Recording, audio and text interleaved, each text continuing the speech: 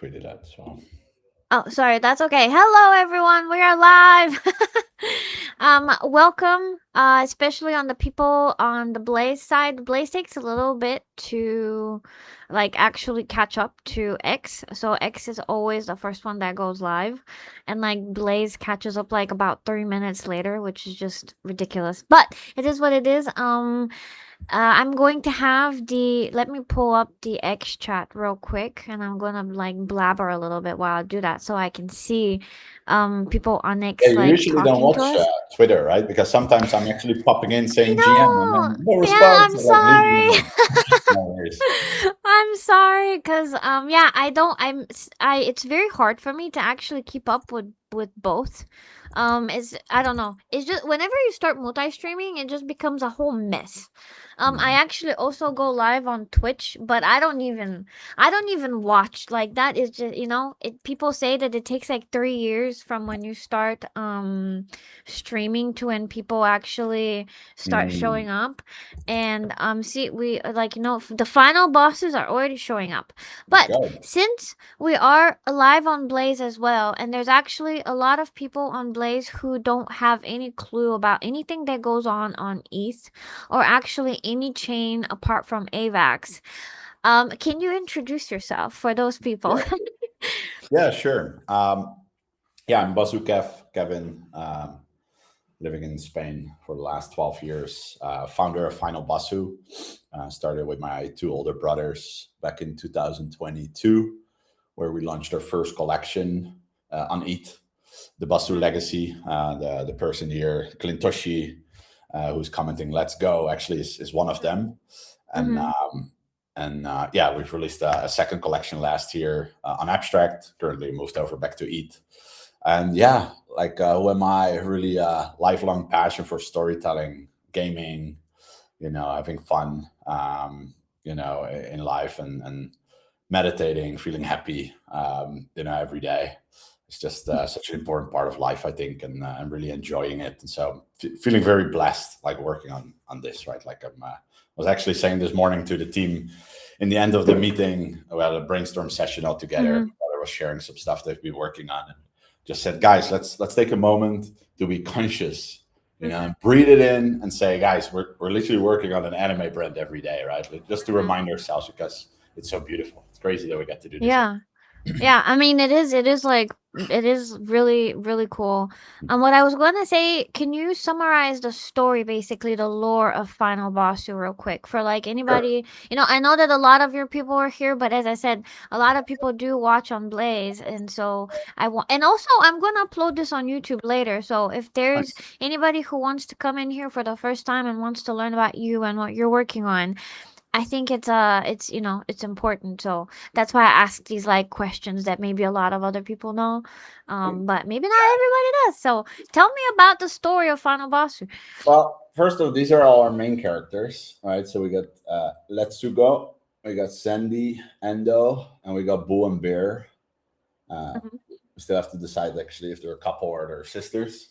Uh, and yeah, like the story is really about beating the ultimate final boss battles. Where you can just say legend. Thank you, Clintoshi.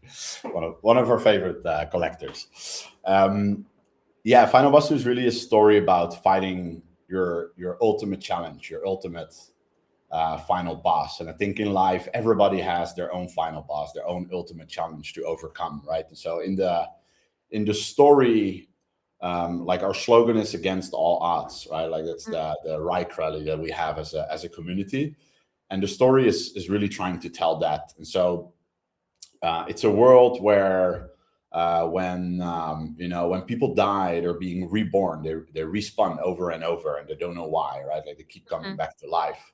And when they do, they find out that every person has this growth path on their arm, what looks like a tattoo, right? And Mhm. it looks like this map filled with these notes. And whenever they learn or they grow, these notes are starting to close until they reach the last one. And then it summons a final boss. It bursts out of their body and it hunts them, right? It destroys you, it kills you. And these final bosses have never been defeated. We don't know how. Mhm. And so we're in this endless cycle, in this loop, almost like a horrific world where, you grow, you learn, you then summon a final boss, you die, and you respawn.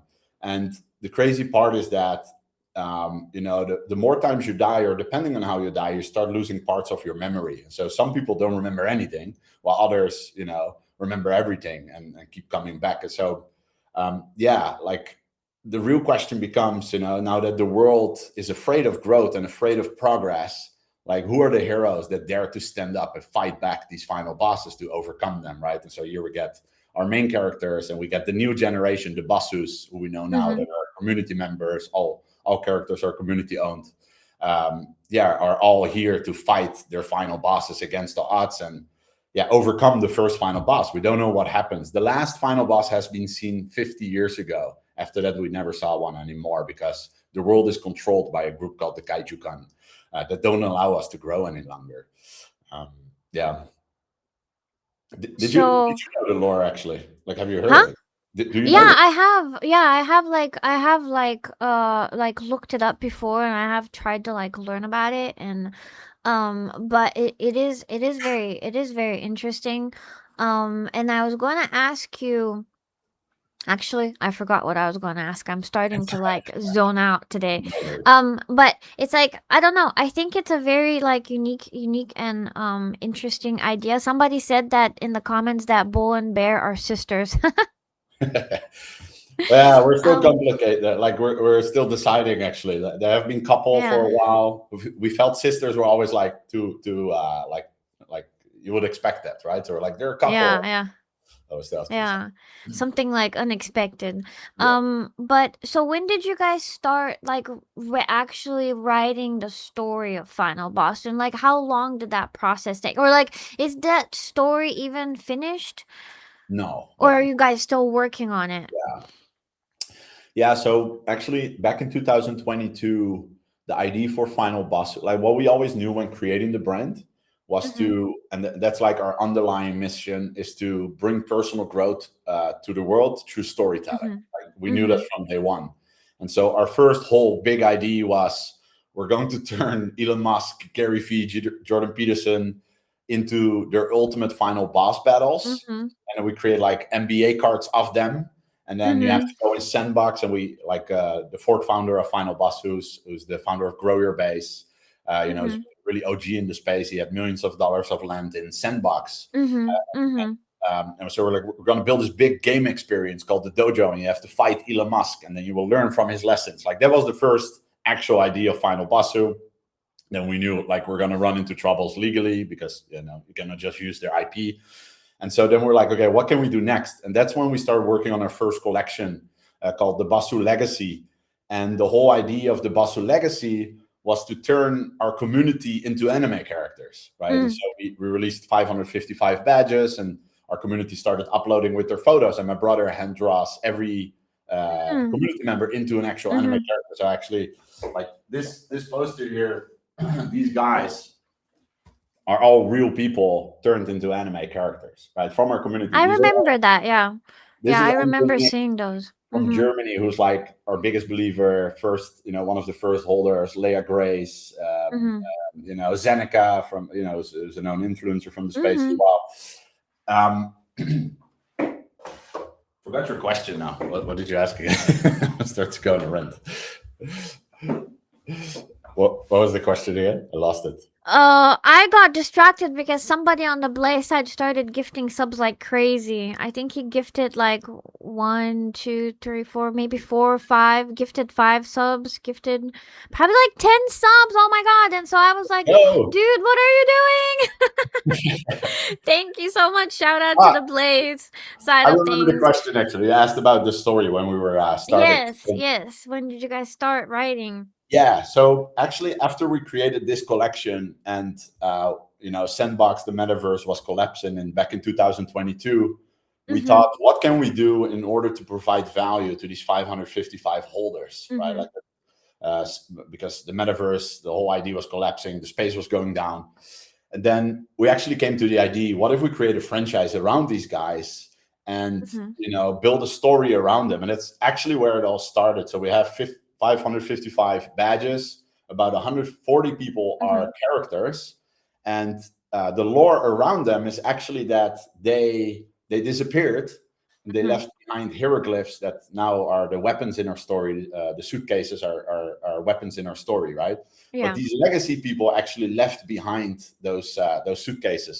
And so back from 2023 till now, we've been nonstop writing the story actually from the first angle around the legacy, and still developing. But yeah, we're still in the midst of it. So we have the world outlines.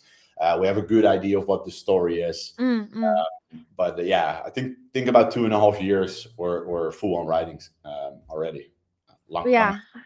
Yeah, and okay, so that was, because I have been not your biggest supporter No worries. for the longest All of the time. good. Um, and I have to be honest, I remember like the first time that I think I was seeing, because like some of the people who were part of like the original like people who got their characters drawn, by your brother.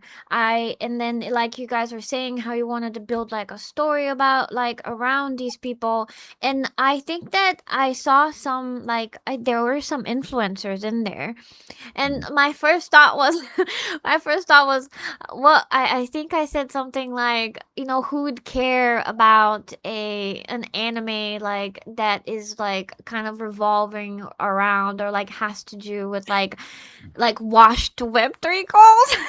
And Yeah, honestly, okay, that's fair. and okay, but let me say something about that, because it really clicked for me just recently, actually, because I was playing the Zuki TCG with Digital. He was teaching me how to play one day.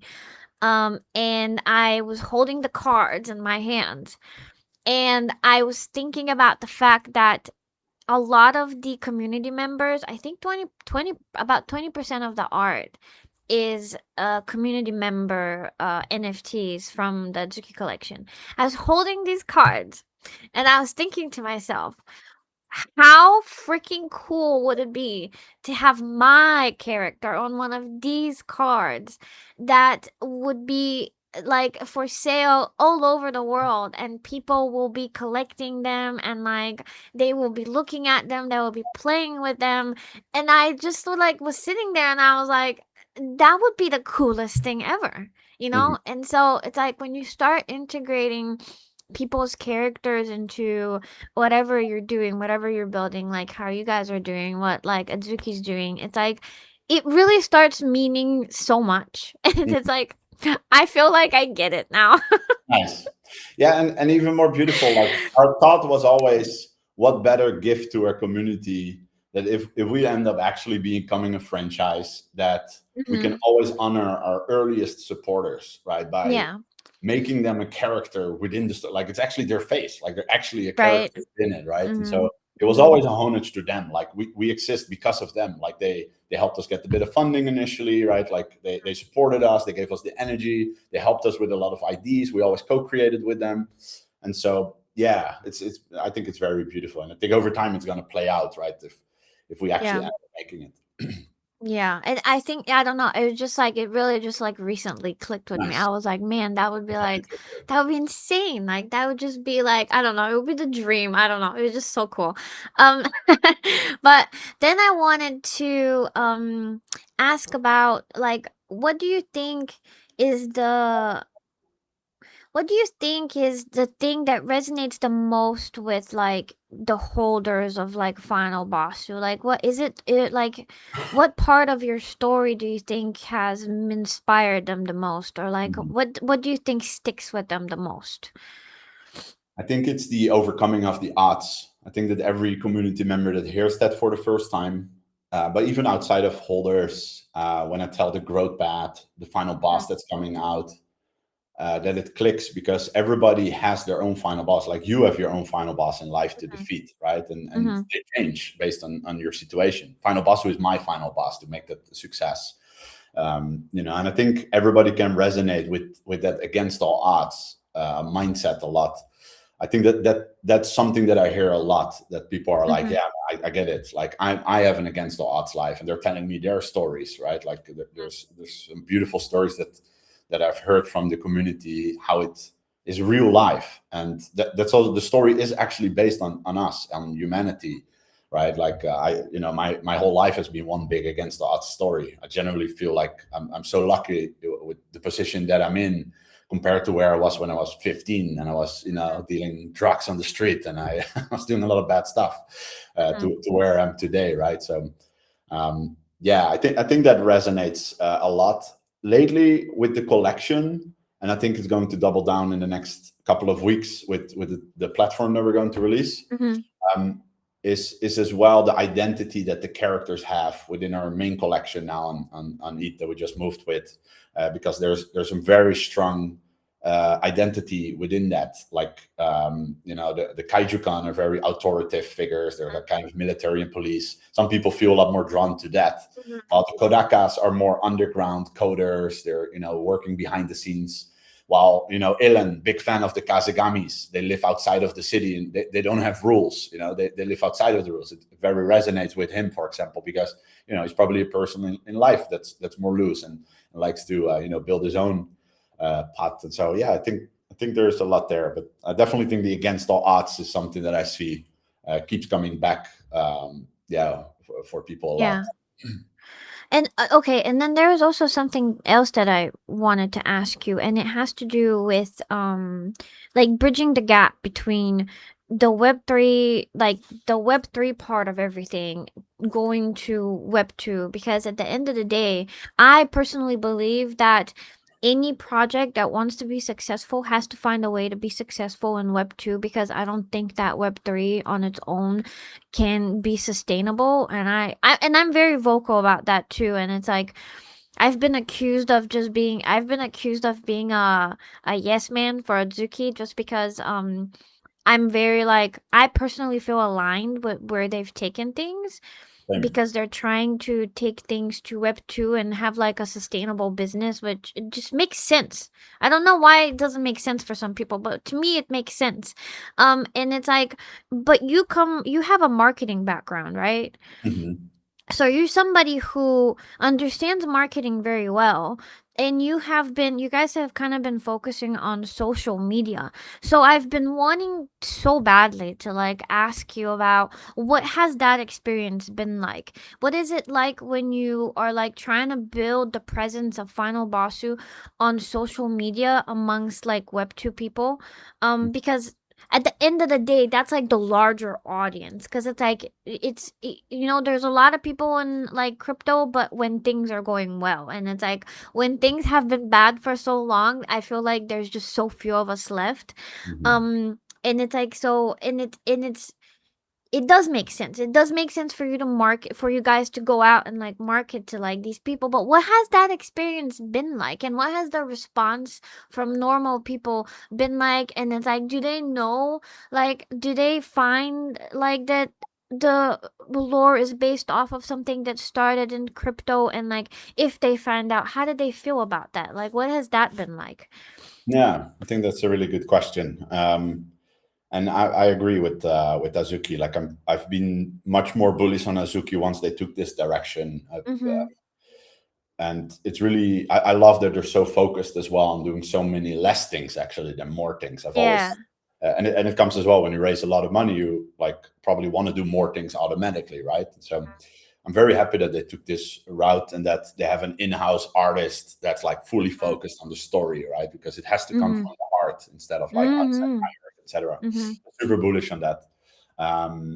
Yeah, it's been actually really good. I think I've thought a lot when we started Instagram. That's been our main focus. I Yeah. thought a lot about like, okay, how can we position ourselves, right? I think a lot of brands kind of copy each other. Mm-hmm. I always see it with Pudgy, Chimpers, Fox. Like it's all like viral, cute type of videos. And I thought a lot about shall I go that route as well, like the chibi characters, right? And Mm-hmm. then like I've actually came back to the conclusion is like, okay, what makes Final Bosu? It's really the Mm-hmm. story, right? The Yeah. story has to resonate with people, so we're going to lead with that. And yeah, it takes time to develop, right? Animations are hard to produce, like generally takes a lot of effort, time, money. And so we're like, okay, how can we do this? And yeah, I thought like, why don't I just put my face out there, right? So I started doing these Mm-hmm. green screen videos. And Mm-hmm. just for context, especially for those that haven't heard of it, We got some videos that got 1.5 million views. We got another one of 1 million views. Like me, just 15 seconds, 30 seconds talking a little bit of lore of the Finalbosu franchise to them. I believe now we're over 8,000 DMs of normies, right? People that have never heard of anything. Because we have set up a messenger system that basically every time someone follows us on Instagram, it texts them directly and it asks them, hey, why did you follow us, right? And so over 8,000 people replied to that message, giving reasons, right? And if you read the messages, like depending on the video of why they followed us, right? If they saw an animation, it's usually, and I love the animation, etc. But when they come from me talking in the camera and the lore, right, it's usually like, I love the three brothers, like I love the backstory, or the growth path, the final bosses, like it really resonated with me. I can really see like where this goes to, right? I love the secrets, the special powers. So like for me, that was very important to validate, because Web3, especially in mint period, like we all know, everybody agreeing with you. They all love the lore. Everybody loves it. Yeah, absolutely. If there's no incentive, are people actually liking the story? And so that's been really great, to be honest. Like I think that's something that we can scale up from here going forward and do it a lot more through animations. But the story so far has resonated like a lot, and I've never talked really about NFTs on there. Like I've hinted a little bit. I've started introducing like the kaiju guns, who are like the military. But yeah. It's just funny because it's like you kind of have to like sneak it up on them. It's like, it's just like, oh, it's like and so it should funny. Be story, I think, right? Can we make them fall in love with a character first? Because if they fall in love with a character because they've watched the 2-minute episode, right, like Kleinosaurus is doing, and then afterwards you're like, it's also a collectible. I think that's the route to go. It's funny because while I said the three brothers, I see like your comments in my mind sometimes. And I love Q, by the way, our biggest collector. Shout out to Q. Definitely Q. Our biggest, I love making like, I'm so unhinged, and it's just what it is. It's like that. I think I made a meme, and then I was spamming like Loki with it at one point because I don't know. I'm just annoying, and it's like, hey, it's like anybody who's in the comments know that I was even blocked by Whale recently. Really? The big, so because I got on his nerves because I was just being annoying. It's just what it is, and I accept it, but I've made the best friendships just by being unhinged, honestly, because the best people that I've met are always the people who don't get offended and have like something really funny or like just that makes me laugh to like say back. And that's kind of like what happened with like Nuko, because I fired off really hard on them too.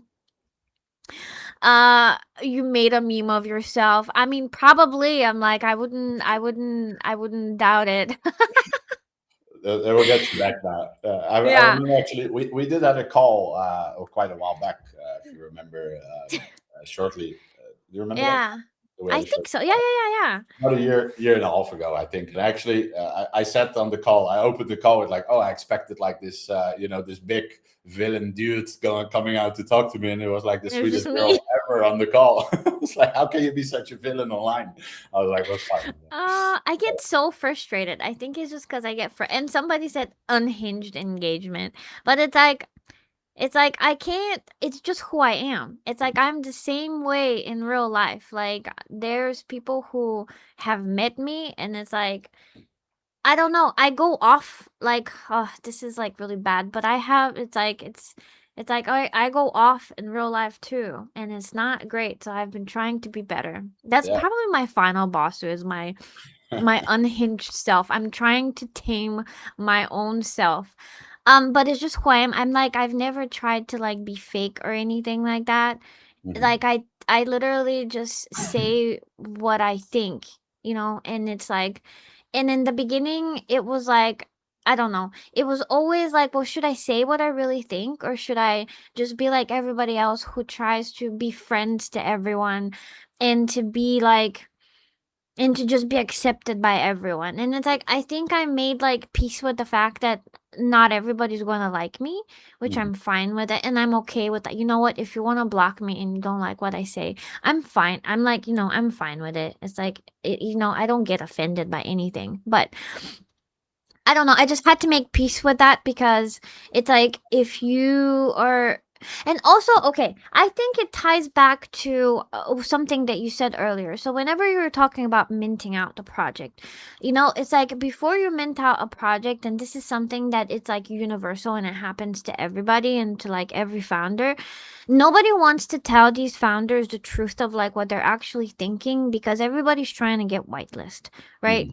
And so, and I've seen so many projects mint, and there are so many people who don't want to like speak up about something that they don't like, but then they would say it to their friends in DMs and be like, "Oh, I don't like the art so much," or like, "Oh, I don't like I don't know, I don't like this so much, or I don't like how they're doing that." But nobody wants to go and say it on the timeline. And so I decided that I was just going to say what I say in DMs on the timeline. And it's just what it is. And it's like, I don't know.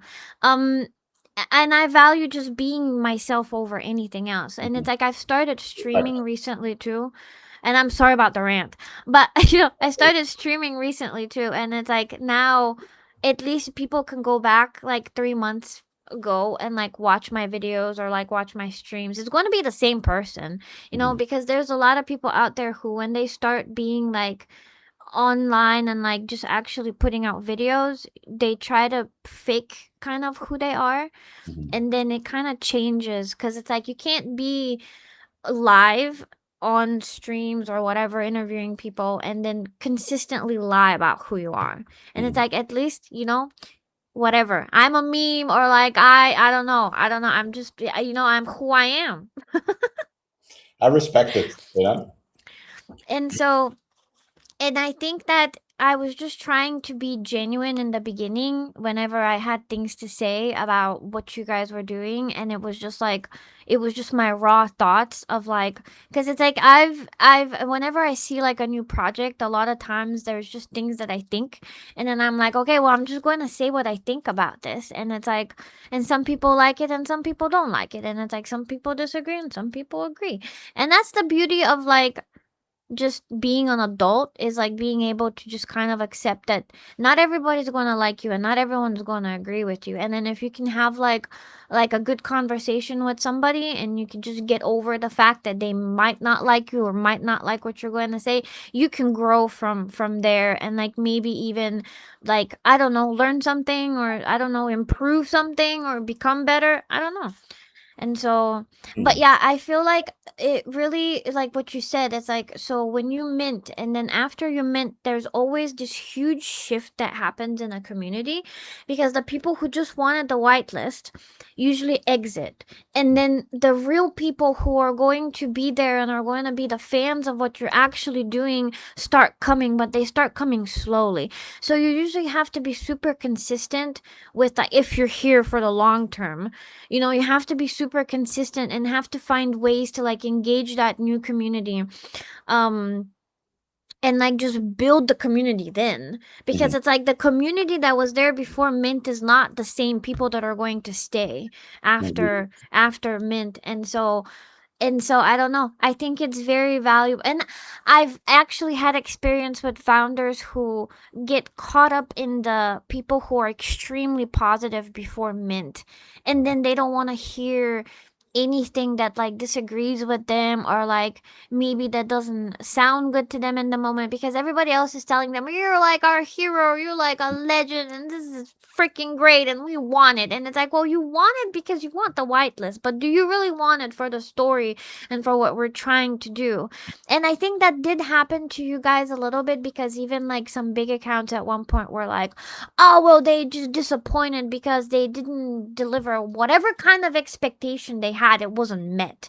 But that Yeah. expectation was not made by you guys. And I actually like said that on like in a tweet. I was like, you guys made up an expectation in your head that neither Kevin nor his brother nor nobody from the team said. So it's like, where is it coming from? And that happens so much in crypto, and it makes me like so Mhm. frustrated because it's like these teams don't come here telling you something that they're going to do, You made that up in your head. And then that expectation wasn't met, so now you're mad. And Mhm. it was like, and it came from some big accounts. I'm not going to name them. Well, I can, but I'm trying to be zen, okay? I'm trying not to be like a troublemaker. So, and I told them, well, this was in your head. Like, Kevin never said anything that you thought that he said, you know? And it's like, I don't know. And it's just very frustrating for me. It's like frustrating on both sides sometimes. Um, but it's like a lot of the time, I don't even know what I get frustrated for. Then I forgot. I'm sorry for the rant, guys. That was a really long one. I'm really sorry. No worries. I respect it. But I think it's good that you let yourself out. I mean, like in the end of the day, you're right. There's a lot of yes men, and that's part. And I kind of like your villain persona online. I learned to love it over time. and I just have fun. Most of the time, it's like I'm just trying to have fun because if you're not having fun with like what you're doing, it's like what is even the point that we're here? It's like mostly if you can laugh with me and you can even make fun of me and I can make fun of you and we're just going to just vibe, then we're gonna have a great time. Mhm. It's gonna be great. Okay, I want to stop ranting about this stuff because I have like questions for you. Sure. So apart from like the response from normal people, which was really great, as it's like I admire the fact that you guys thought of sending a message to the people who follow the Instagram account so then you can gather data so well. That was a really cool idea. And I don't know if like how many other people or like other projects have thought of that, but that's great because as you said, it's allowed you to gauge yourself like actually really to like understand if you're doing something because these people are not bag holders, like they don't care. And that's something that also is being brought up like right now is like a lot of people that want to buy. And I talk about Azuki because that's like it's I'm like I don't that's my biggest thing is like I love Azuki, so I compare everything kind of like, and I learn from them and I observe a lot. So a big like people say, well, are people bag holding? Is it just like hype from bag holders, or is it like actually like good cards and like good quality, good game? So I hope that the team is going to film people's reactions Hmm. like from stores because it's like if you can get the real reactions from normal people and you can share them with like our space or whatever, it I think it creates more confidence. And so it's like I don't know, I think it's cool. It would be a cool idea if projects can like I don't know get feedback from normal people and share it more because it's like it's very interesting. It's very interesting what actually resonates from your story with like normal people, and then how does what is their response like to what you're building. But then I wanted to ask about AI because as we talked about like animation and like doing like producing an anime is expensive, and I don't want to put words in your mouth, so can you tell me more about the ways that you guys are exploring and using that if you plan on using it? Like how are you producing the content is like what I'm really curious about. Yeah, sure. Well, we haven't released much with AI so far, other than one clip actually with Let's to Go that was created by it. But I think kind of need to give context for it because like so far every Instagram short animation, everything has been Mm. manually created, right? And so we work with a couple animators. My brother usually does like the storyboarding, or sketches, creating animatics, and then animators send stuff back. My brother adjusts. So there's like a lot of manual work, and the way that we're thinking about AI, it's at the moment is which processes can we replace with AI, right? And I think the big mistake is if you're going like, okay, we're going full AI, we're just prompting, and that's it, right? You see that happening. Mm. It's some Web3 projects or all the slop that we see out there as well. But I actually think it's the wrong way of thinking about it. And what we do is we're still sticking to the same process, right? So if you think of traditional animation, like if we produce Mm. a short, we think of the story, what does it need to do? We think of the length, right? Then we start sketching out some frames. then we storyboard it, or we create an animatic, right? Then we create it in a full, very rough sketch. Then we color it, right? Then we shade it. Then post-production happens, right? And all of those steps are there. And like the whole pre-production side actually stays nearly the same at the moment. But then like we go very fast with AI tools, right? Like with prompting towards from the whole animation process, basically. So we're still storyboarding, we're still like doing all of those things, right? Yeah, then we're prompting, and then we're looking at what we're getting back, right? And right now we're in a very experimental phase. So we've produced one clip with it with Let's Go, and we actually announced already in our Discord that we're working on a short film that's between 5 to 10 minutes long. It's a bit of a longer format, an actual story. We've written out the full script. Where at the moment we're storyboarding the whole thing out. We've manually created all the characters, the turnarounds, a bit of AI and enhancement as well. But there's a lot of manual work actually going into it first in terms of sketches, turnarounds, and then we're starting to prompt. And what I think is if you prompt, like you can. What I think people don't realize is that you have much more control than you think, but it takes a lot more prompts than you think. And so you could literally, prompt this glass and then with this in there, and then, even have it turn around in the glass. Like that detailed you could go, but to get that right and smooth and every frame is correct, it can take 400 prompts, right? Yeah. And then from those 400, maybe there is like 1 second here, 1 second there, and then you need to go and add it, right? And then, I saw this morning one clip that we were working on, that within the 10 seconds, there were like 5 frames that were like completely off. If you pause and you look at the frames itself, you just see that there's a lot of spills on the side. So then manually we go in and we start adjusting, like, and coloring. Yeah. Yeah, it's really going back and forth, but we're very like experimental with it. And the goal is really that when you see it, it shouldn't be AI. Like it should be high quality production, just like you would expect. But then obviously, if a short clip like the one with Let's Go took us one person, in like 6-7 hours, what normally would take us 8 weeks and $5,000. Yeah. That's Wow. the difference.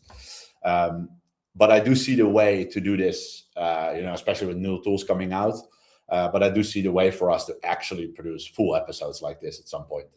I can see it. So even though it does take a long time, it still is like more efficient than actually like going in and drawing everything by hand. Yeah, it just not comparable. yeah. Like we're And talking that's so years to months, right? yeah.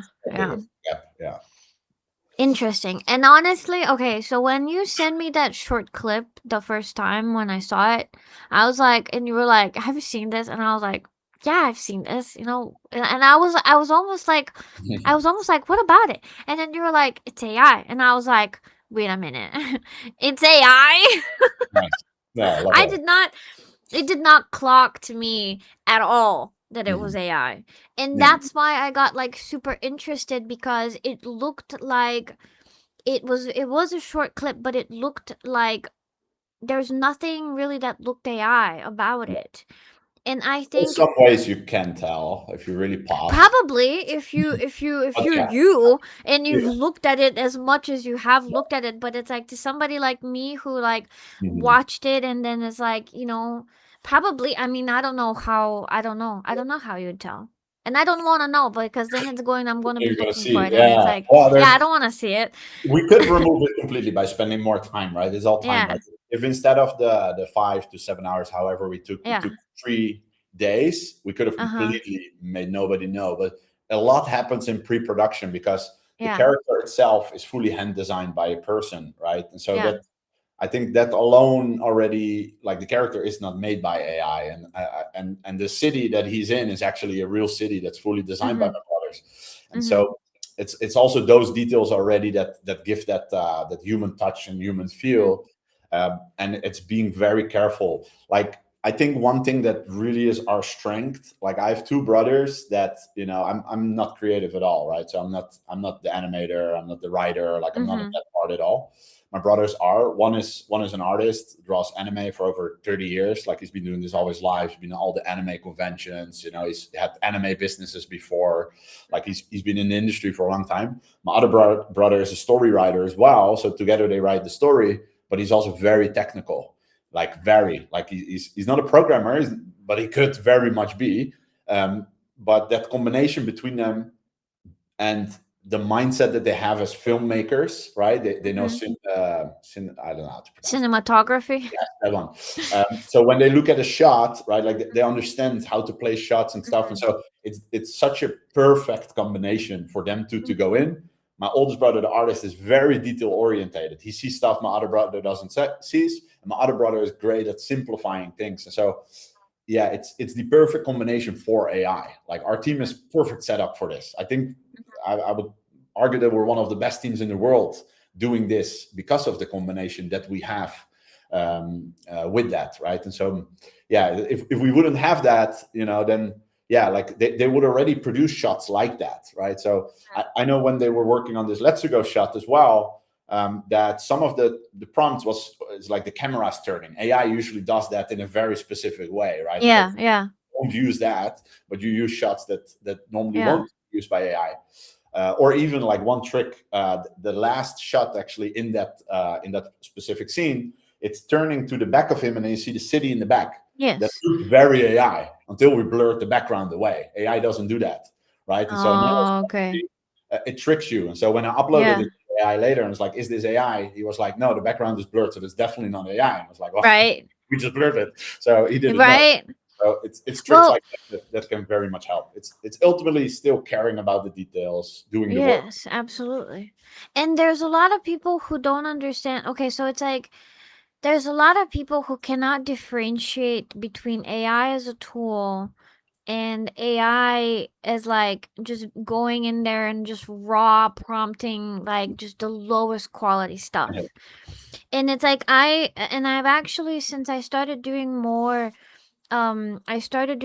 gaming content and like talking to people like devs and just people who are not in our space, because I think people in our space are more accepting of AI and they understand it better because they use it more.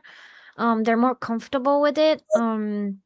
But the normal people are the ones who just have like a complete allergic reaction. It's like you mention AI and it's just like the devil, They're Yeah. just like complete shock, complete like they start like being extremely hostile, extremely like, oh, we don't use that, never, never. We don't even want to, it's just so weird. And I even interviewed somebody not that long ago, and it's somebody who makes like a YouTube series, and it's a really cool idea and they're doing like really great, but it's like when I mentioned AI, they like had an allergic reaction basically. And it's like these people, they don't even want to acknowledge that it can be used as a tool. Mhm. And that's just exactly what it is, because it's only as good as your own capabilities. So it's like, I think that's like you said, your brothers had to put in a lot of work, even in the short clip, because it wasn't just prompted. Um, we're three brothers. This is a funny comment. Somebody said we're three brothers throwing slop at you. This is it's just funny. Um, but it's like whenever you start using it just as a tool, it can help you a lot. It just makes you faster. And Mhm. I've started trying to myself like use it to like do some like graphic design things and like, but a lot of times people can't like, then I get frustrated because people can't tell when it's really bad slop, and that frustrates me. Because it's like, okay, how are you not able to tell that this is just really bad AI? Come on, it just looks bad. And it's like, I understand that from your perspective, it's like you're basically saving money, but it's like, especially if you're trying to build a brand and you're just slopping AI, it's not helping you. And how there is no nice way of even suggesting this to people. Unfortunately, So then I'm just myself out there pissing people off again because I told them that their shit looks like slop. Mhm. Yeah, no, But it's true. the thing is that I felt like when I saw that short clip, I felt like it would actually be possible if you guys really like start making more and that's why I was so interested. I just wanted to ask you these things so bad because I wanted to know more about how you create your content, how much of it is AI, like how are you using the AI like so well that you can't even like normal people, but not even just normal people, but like people like me who look at AI images like a lot. Like I try to look at as much as possible at like art and like art made by artists, art made by AI, and be able to tell, right? Mhm. Um, you tricked me. Nice. Yeah, I love it. It's funny because I have a couple people always in mind that have a critical eye, right? So Yeah, those are the people that I want to test with and see what they say. Yeah, because I think that that's the best way to get feedback. yeah, And a lot more is coming actually. Like our next, like we're about to release our platform. That's been our focus yeah, for the last couple of months. Happy to talk a bit about that soon as well. yeah, for sure. But after this, our full focus is actually on the short film. We've already prepared a lot for it, but yeah, so we're going to start doing a lot with it, and it's kind of going to be scary because there's going to come a moment where we're starting to post this on Instagram, and Mm-hmm.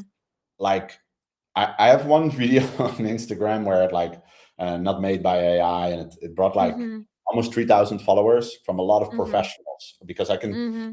when that message goes out and I get the reply, I get a lot of Mm-hmm. reply. I can see that people like 3,000 people followed us from that video.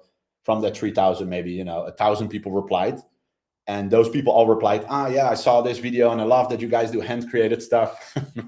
Oh shit! Now we're going Mm-hmm. to shift at some point. So I think it's going to be very interesting. One to really put it out in quality, so at least they don't notice, but also to educate a lot. I think Mm-hmm. this is going to be really important to show how much work goes into it, and at least the skeptic people that are like, I don't know if I like AI or not, but this Yeah, is really great to convince them through education of showcasing like this is not just a one prompt thing. This is actual hand draw art, like going yeah, into and fine tune. And so yeah, it's going to be a very interesting time. But the next, I would say, next 6 months is that's our full focus. Actually, scaling up the brand towards our short film.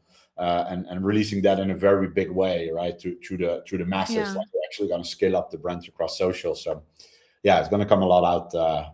The short story, I love it so far. I know very little of the short film because my brothers are kind of, very focused with the two of them on making it. But so far, of everything I've learned about it, it's going to be very interesting.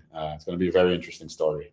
Oh, okay. Oh, I have more questions, but one last question and then we can talk about the website and like the platform that's coming up that you said. But so does your brothers, are they the only two that usually work on this stuff or do they have like help? Do you guys have like a full team or like how many people usually are working on the content? Yeah, we're a small team, right? So think we are think about 6 or 7 full time working on Mhm. this, with somebody full time on social media with me together. But it's more around the content. Then we have some animators on the hand creating stuff. This whole process is very new, and so my brothers have been in the thick and thin to figure out like how can we actually change our production pipeline. But our full team has been fully on the platform, and so actually after this, we're all going to focus on making this short film a success. There's obviously marketing that gets around it, the way we're going to position it. There's a lot of networking that needs to happen, etc. And so till now, my brothers are just with the two of them script writing full time. Like that's what they do, right?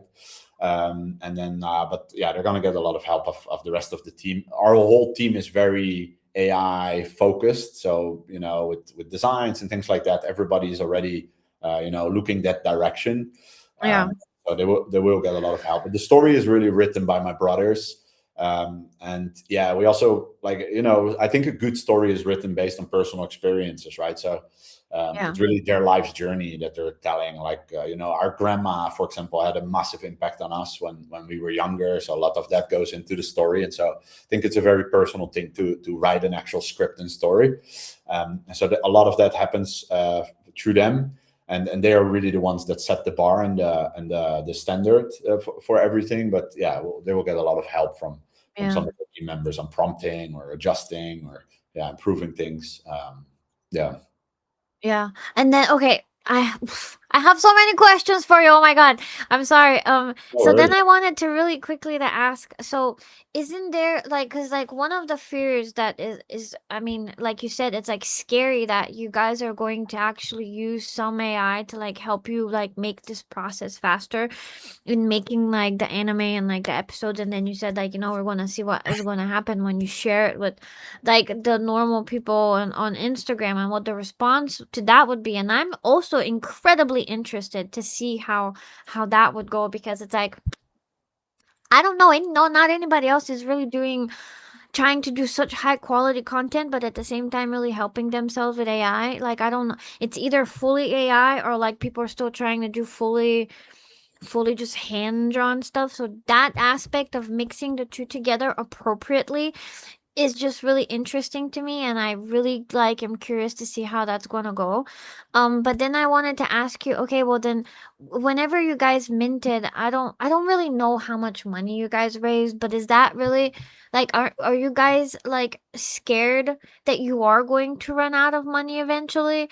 Cuz like I'm asking this because from like a personal perspective, it's like I don't know, that would be stressing me out. It's like Yeah. how do you do it? Well, we're a very lean team, right? And so we Yeah. stay that on purpose. And so we definitely have runway for a long time for now, as we are as a team. I think our team is definitely sacrificing a lot. Like we're all putting a lot Yeah. in to really for the greater cause, because we really want to make this work. I think this year is going to be our first year with actual revenue out of Web Okay. two. That I think will bring us to a very sustainable place way before we're going to run out. And I see a very clear path for us on how to do that as well. Yeah. And so, yeah, no, definitely not. I'm definitely not afraid Am I for. allowed to ask? Am I allowed to ask about what your plan is to like? How are you going to make it sustainable, or is that like alpha? Am I not allowed to ask? No, I'm definitely happy to share. Like, I think classic franchises, is licensing. Like those are the business Mhm. models, right? Mhm. But I think that I think the world is going to shift like Mhm. extreme over the next 2 to 3 years, like extreme. Mhm. I'm a very AI optimistic person that thinks that Mhm. the world is going to go through such a massive shift that, yeah, if you look at that and the direction it's taking, you start wondering like, where do we need to position ourselves as a brand? Mhm. Like, how can we leverage on that? How can we prepare ourselves, right? And I think if you look at it from a very first principle perspective, like what is our team really good at, right? And what are our skills? What's the market that we're entering? I think there's some very interesting opportunities for us in the AI space around education. If we pull Okay. this off, this short film, and we produce, 100,000 fans across the globe that really likes this, 10,000 Yeah. fans, especially in the AI space, there's not a lot of franchises that have done this, right? With a unique world, the universe, etc. There's going to be a lot of question for education of how we done this, right? And I think Mhm. there's a very big money model there. I come from the marketing space. I've had multiple courses. I've run coaching businesses, and I think there's a very interesting model somewhere in between AI creations and coaching and business model and education. I think there's a big business model for us there that we can grasp. We haven't talked much about it, and so I'm trying to steer away a bit of the details before we're getting closer to it. But I think there is a very interesting opportunity for us to create an actual business model. Coaching courses, like it's really big, and there's a big question for that, right? Especially from good teams that do this first. So yeah, I think with that you should be able to fill in the dots of the direction we take with that. Yeah. And honestly, that was not really what I was expecting at all. Like, from all the things that like I thought that you guys would try to make a business model, that was really did not cross my mind. Like it's No, something me neither. I wasn't thinking. Like, I was just not like I was like, well, how, cuz it's like I ask myself like these questions like when I look at like projects, I'm like, okay, well, how are they going to make money, right?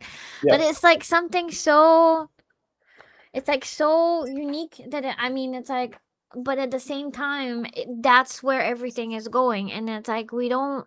A lot of people still are like kind of fighting it, but at the same time, the people who Mhm. refuse to use AI are being kind of left behind. And Yeah. I even literally last week I was talking with somebody who is a He lives in somewhere in South Africa and he's trying to make a game because they basically he runs a facility where they help women and children, like they try to basically feed a lot of kids that need feeding, and they try to take care of like all these kids out down there in South Africa, which is very expensive.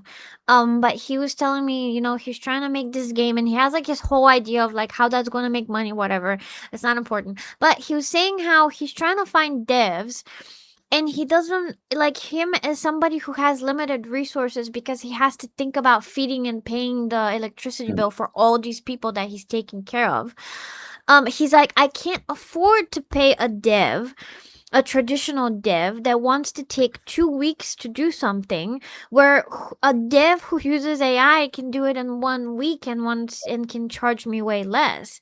So it's like, and even like if you like the job market right now, if you like start going out and like looking for jobs, it's like it's not great at all.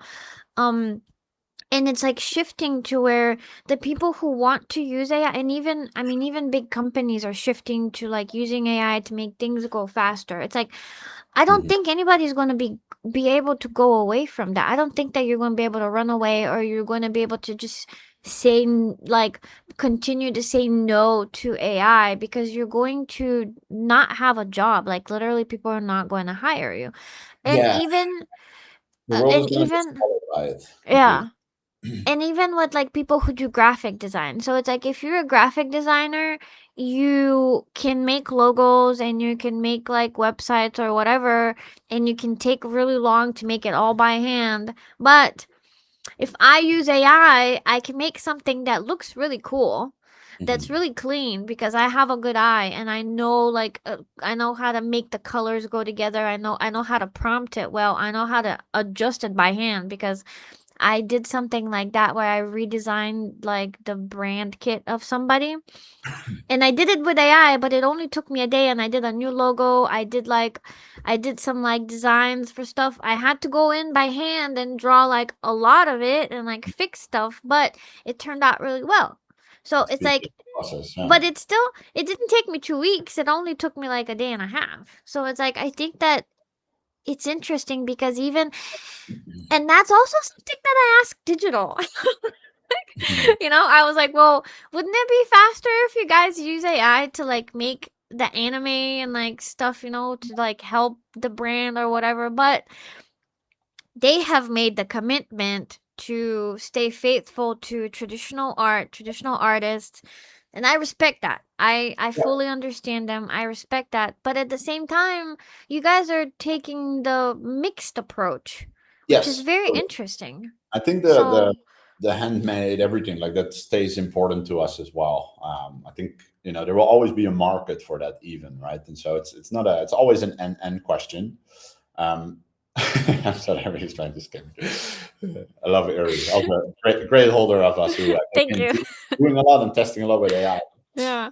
Um, but yeah, actually, like I think ultimately, right? If I talk about the larger business model for Finalbosu, but it's something that we have to build towards. It's really franchising, it's licensing, right? I love to see board games, I love to see toys, like I love to see all of those things. But we're so far in terms of brand building where that we need to establish ourselves first, right? And like there was actually one Instagram video that I stumbled upon a while back with somebody that was selling prompts, and he was selling prompts for $5 to $15, and he launched a short animated clip as well in 3D, and it got like 400,000 views, and he made almost 100,000 bucks from that one video just selling prompts, right? Wow. So there's a massive market for this, right? And Yeah. I would say that video wasn't even that great, right? And so the coaching, the course business, it's really really big, and I just see a very massive opportunity for us there to position ourselves very Yeah. smartly and dominate. And it's kind of funny because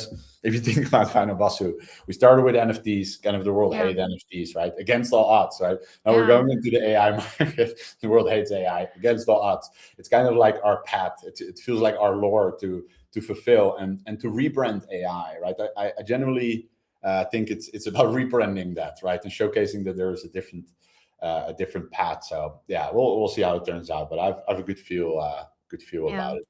And ultimately, we just want to tell great stories. Like I just want somebody to Yeah. watch it and feel like, man, I learned something. It inspired me. I felt something.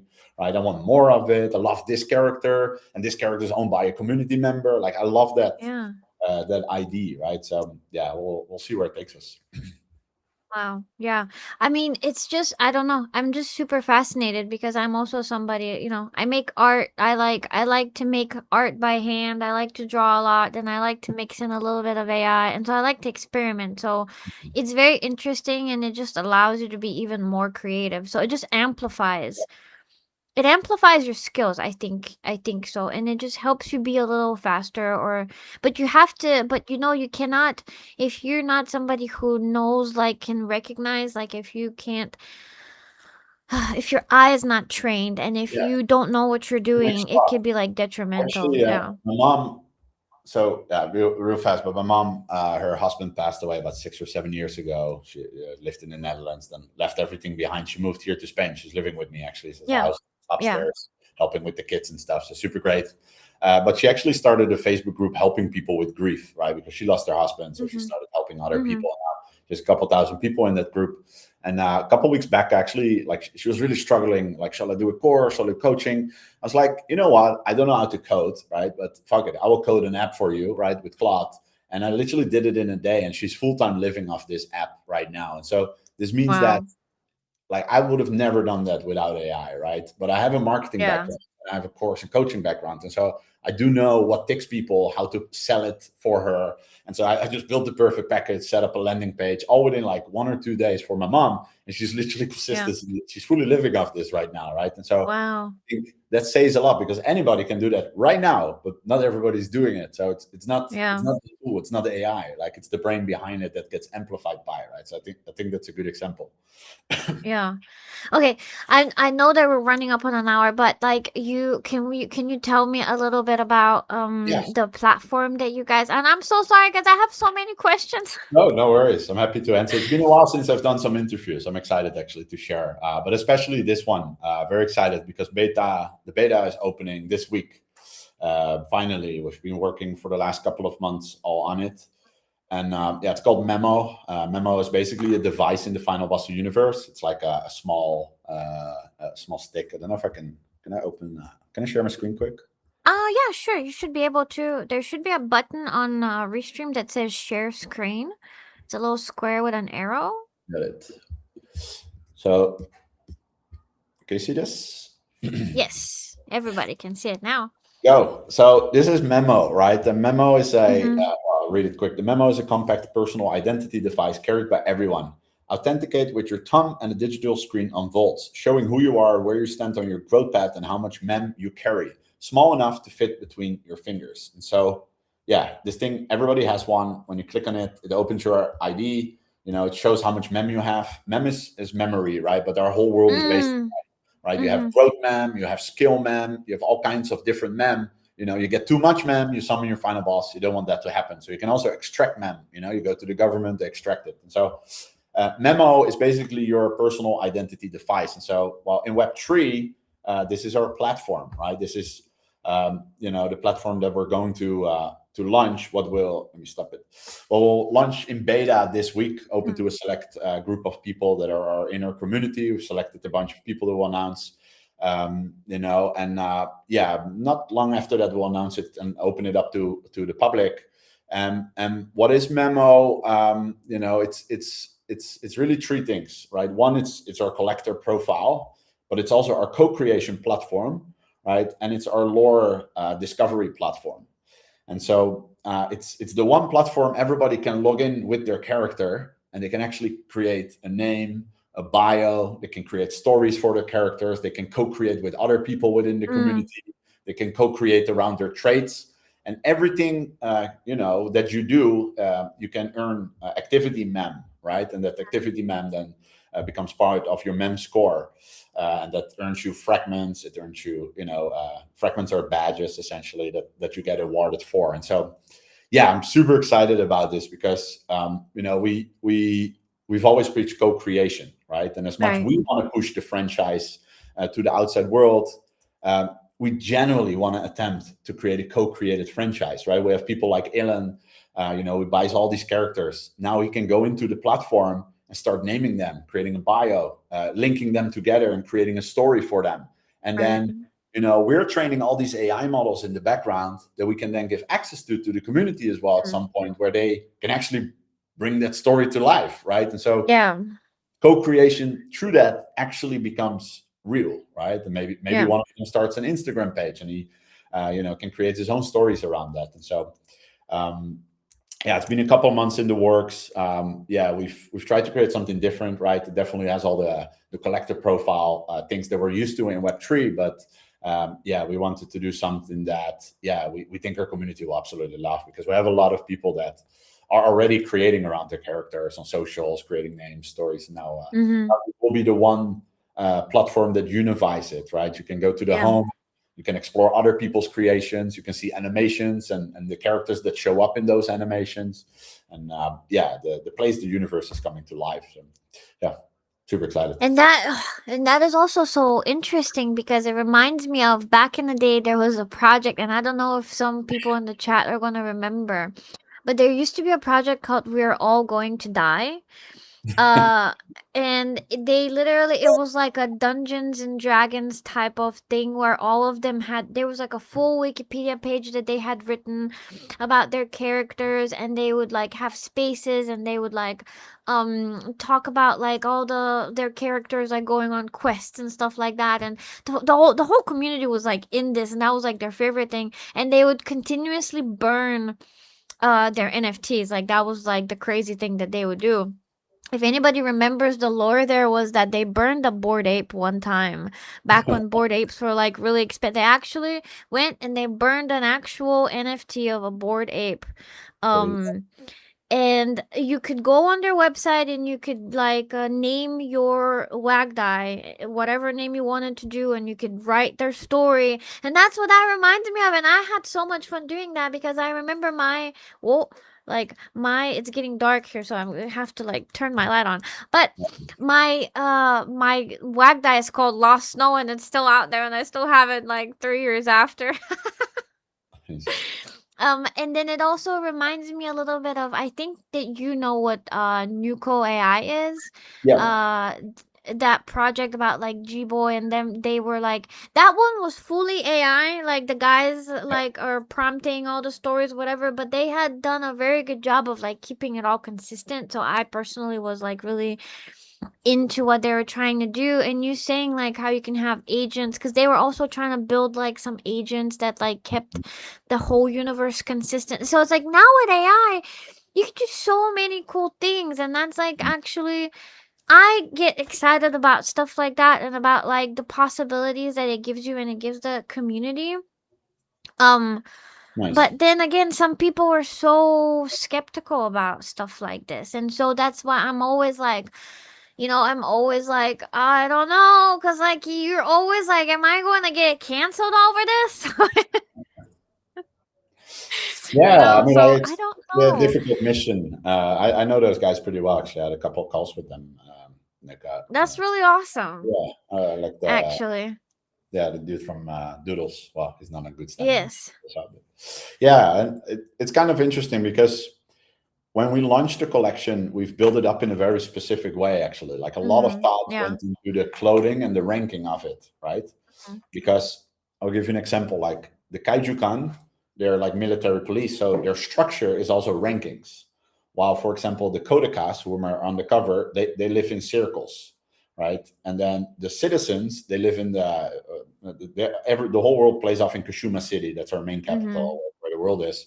The citizens live in the middle, in the outer, and the inner district, and that we have actually pre-built that all into the clothing. And so if you look at the Kaijukan, there's only 48. Those are the most rare clothing you can find in the Kaijukan.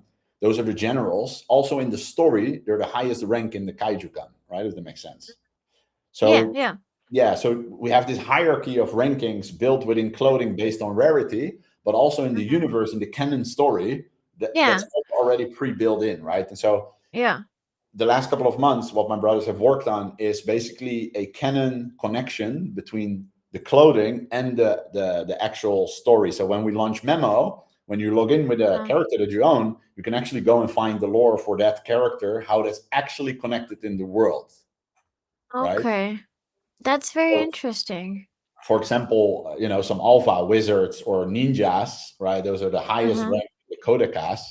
Like those are also the strongest in the world of the kodakas in our universe, and those are the rarest in our collection as well, right? And so that's why they're also more sought after than others.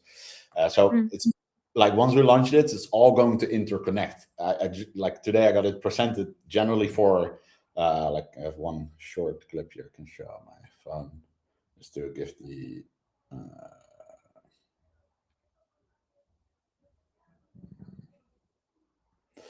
To give the example. Somebody said sounds like a fun project from the name, and I think they were talking about Wagdai. We're all going to die. Well, their goal was to kill off all the NFTs eventually, like to burn all of them, I think, but I think they only got halfway. I'm gonna like that. Trying to find the clip, but I can't find it right now. Hmm. When did I post it? I'm gonna post this in Discord today. Well, yeah. Anyway, I can't find it, so Ah, that's okay. Well, hey, if you find it later, you can just send it to me. yeah, sure, I will do that. I will do that. But no. Um, Well, anyway, yeah. So yeah, I found it. So you can see. okay, cool. I don't know if you can see well. Somebody said I want to see this clip, I think. Yeah, it's in Discord as well. Uh, So you okay. see, these characters all have different clothings, and they're all part of different ranks and roles, like you would Yes. expect in a Yeah. role-playing game or something like that, right? So if you Yeah. have a character, you're suddenly going to get a role. So if you're going to write a story and you want it to be Yeah. canon, right? For example, Yeah. my PFP is living in the middle district of Kashima Okay. City. What Uh-huh. basically means that I have access to normal food. Uh-huh. I'm kind of living a good life as long as I listen to the rules of the Kaijukan, right? Okay. I go to work, I meet Kaijukan sometimes, but not all of the time. I've Okay. limited access to knowledge. My Uh-huh. my memory levels are, somewhere in the middle as well. What kind of places me as a role in the world. So if I now write Uh-huh. a story, I would definitely be a person that's not going to listen to the rules, and I'm going to break out of that world, right? And so, yeah, it gives everybody kind of a role within the actual canon lore. And if people want to stick to it or write their spin-off stories, they can. But if somebody wants to write an actual canon part of their lore, they can start filling in their character and stick to the rules that we give them, so that the co-creation actually starts functioning, right? And Yeah. has a real stake and role. Well, I think that's very important though. I think that you guys thinking about setting basically the rules of the universe Yeah. kind of, and that's going to make everybody who wants to write a story have a starting point. Yes. And then for the whole story, for everything to be consistent and like cohesive, Yeah. everybody has to know the rules of the universe and how everything functions, so everybody can write accurate stories that fit into that world, which is very cool. Yes. And yeah, I'm looking forward to seeing how that will go. And like I'm also looking forward to see how active the community is going to be into stuff like that, because honestly my gripe is always that, also as somebody who a long time ago worked on a project for somebody else, um like the community is always like they always are like have so many ideas, but then nobody wants to really do anything. So I Yeah. flood communities too. Well, I gotta say, we You got a know? very good community so far, right? And we've been curating it a lot over this last, year of very passionate people. That Yeah. I name. We do story workshops every Yeah, 2 weeks. okay. Ilan is there, Roli is there. Like we have a lot of them. I think we'll get initially straight away 50 to 100 people straight away creating their characters. Like that will be a given, right? But hopefully that Yeah. starts growing as we continue. Yeah, Roli here, for example, is somebody that's massive help for us. He's always he organizes the story workshops between the community and my brothers, and so he's somebody that has had a massive impact on all of this, actually. Like Yeah. us, of knowing that this is important to our community. Like because they have asked constantly, what are the rules? I want to write, but if I'm Right. writing, what if it's not them, right? How can we bring structures to this? And so this is because of them as well. So yeah, it's going to be very interesting. It's one massive experiment for us all to try to tell a story to the world, to really awaken the final boss, right? And we want to set the standard. We want to tell that story and hopefully inspire others to then go like, you know what, I can own a character in this universe. You know, I can create animations with them. I can create a story and actually co-create, and the franchise will support me with that, right? And be Yeah. proactive with that. So yeah, it's a big experiment in the end of the day. So we'll see, Yeah. where that takes us. Well, I really hope it works out. And it was very interesting talking to you, and I feel like I do understand a lot of your points better. I know it feels like I understand why people are drawn to the project. I understand why, I can see how it's appealing, right? I can see in what ways you guys are doing something different than other people, and I can see how that makes people feel involved, right? Mhm. So, which is very interesting because it's like a lot of times if you're not really into like a community, like really, really into it, and kind of just looking from the outside, it's hard to understand what's going on, and you miss a lot of like, I don't know, you just miss a lot in general. And so it's like, and the thing about Web3 is that there's so much going on and there's so many communities, like I can't keep up. Like I truly can keep up with so little. Like I barely keep up with what's going on with Ozuki. And then it's like, and then I don't understand. Like sometimes there's like complaints, or like sometimes there's things that people say, and it's like, especially when people start talking about alignment, because it's like, okay, you're talking about alignment, but it's like I don't understand like what your point is. And it's like, and sometimes when you try to understand people too, they get mad, because it's like I like to ask a lot of questions, right? They get mad at me, which is okay. I'm used to it. But I feel like I do understand way better where you guys are coming from, why your community is like, is so involved, and like why they're still here, and like, what makes them drawn to what you're doing. I think it makes a lot more sense now than it did before. I appreciate that. Which, Hope to I'm not welcome gonna you in hate. this. Hope to help welcome you in Discord one day, and especially as a holder one day. Yeah. I don't know. I'm like, I don't know. It's like a Discord specifically, I cannot keep up with Discord. It's like I'm just struggling so bad right now. It's like I Well, wish I could keep up with it will be Discord. the best lore to become if Lost Snow becomes a holder of Final Boss, our biggest villain Right. turns the hero. So So it's like that would be great. I Oh, that would be appreciate funny. it. Maybe one day. I don't know. I don't know. I'm just scared. Like, it's not that I'm scared of buying things, because at the end of the day, I feel like you guys have been around for like long enough now to where it's kind of like, I feel comfortable, It's like, it's not like you guys are just going to rug, right?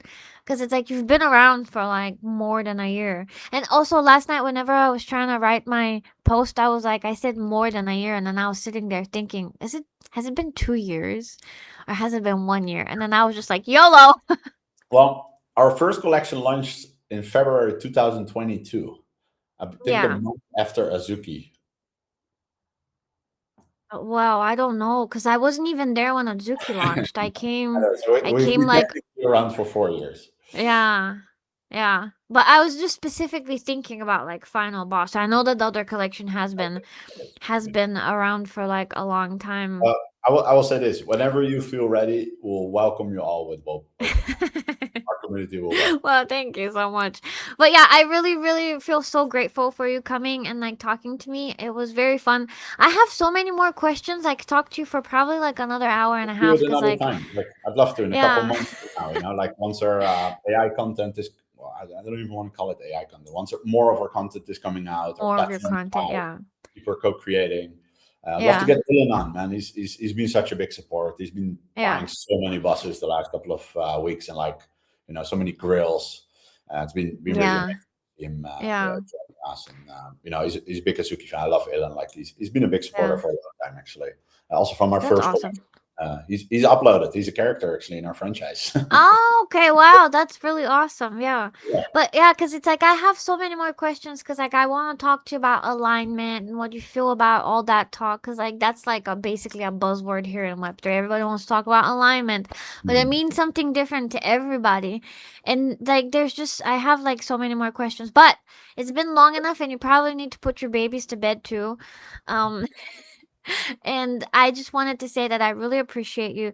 Thank you for coming. Thank you for talking to me.